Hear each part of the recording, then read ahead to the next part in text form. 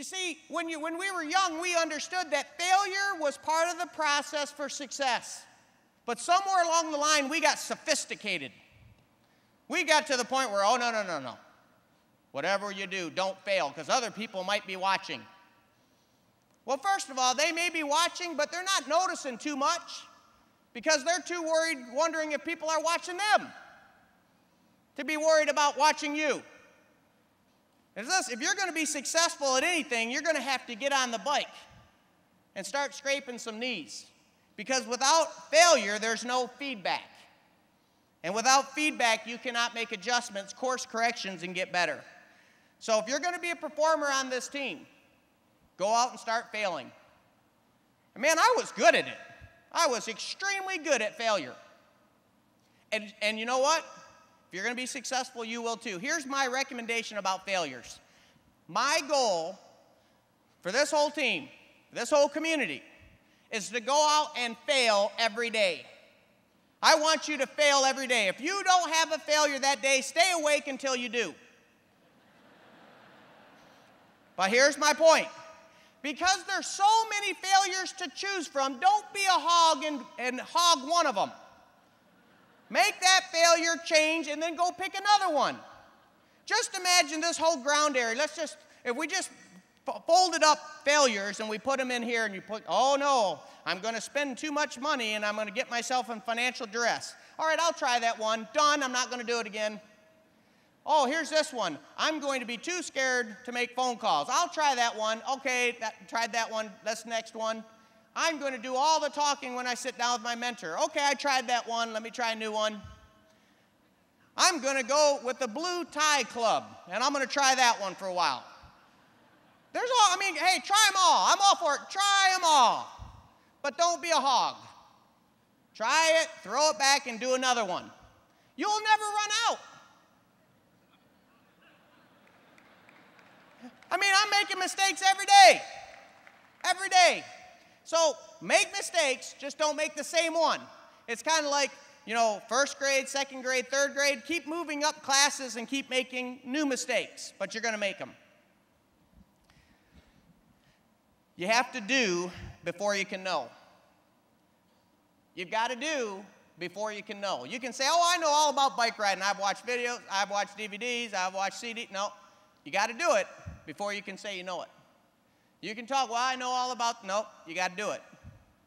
I can say, I've been there and I've watched doctors have surgery, but that's a lot different than me doing surgery. You follow me? See, until you become a performer, you're not competent. And until you get competent, you're never going to have the trust. How many people in this room trust me? They think that I'm attempting to tell the truth. Okay? All right, good. It's a good thing. Now, if you needed open heart surgery tomorrow, you trust me, why don't you let me do it? Come on, you trust me? Hey, I'm going to do my best for you. I'm sure, I'll read a little bit. I'll get the dictionary out, make sure I cut in the right spot. We'll get in there, poke around. If I see anything messed up, I'll just connect it back together, no problem. You trust me. Now, what's going on? See, right now you're thinking, all right, no, wait, I do trust him, but I'm going to tell him, get lost. Why am I going to do that? Because there's a different part to trust, isn't there? You trust that I'm telling you the truth, but there's a different aspect to trust, and it's called competence. In order to truly trust someone, they must have competence in their chosen field. When it comes to building this business or community, you say, I trust you. Yeah, we can sit down and talk, and I'll go do that. But if you're talking open heart surgery, I'm going to go find a doctor that's done many open heart surgeries and had success, competence in that field. He's got to be a performer in that given field before I'm going to risk my life. No matter how much I like him or trust him as a human being, there's got to be a competence factor. So as you're building a community, you may have people, they love you. But do they trust your competence?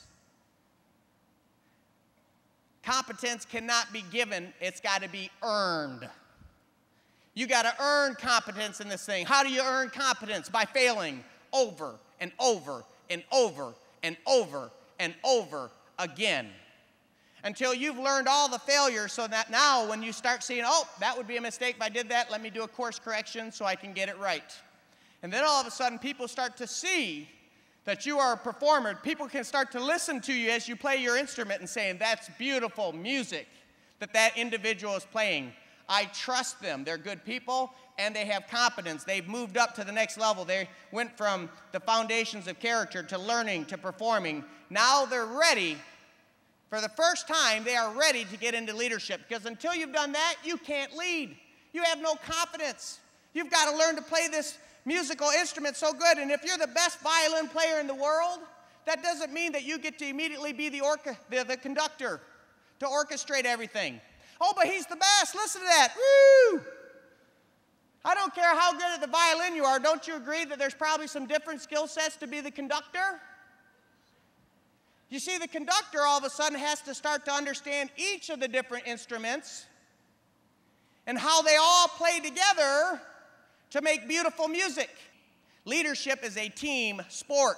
You've got to not only be able to play your instrument, but you've got to learn enough about every instrument. To me, the leader has to at least have a working knowledge about every single instrument on his team. Doesn't have to know it as well as the top violin player, doesn't have to know it as well as the top drummer and all the other instruments, but he has to know it, or she has to know it well enough that when the right moment, when that instrument has to come in, the timing is right. If you are going to be a leader, you need to know all the different areas, and you need to start understanding a concept called orchestration. That's the beginning of leadership. So many people think, I'm a leader because I can perform. No. That's level 2, the performer stage. We are now talking level 3, the leadership stage. Without learning and without performing, you can't go from foundation right up to leadership. You have to move through learning, through performing, to even get the opportunity to be a leader. Leadership takes time. Never do for anyone what they're capable of doing for themselves.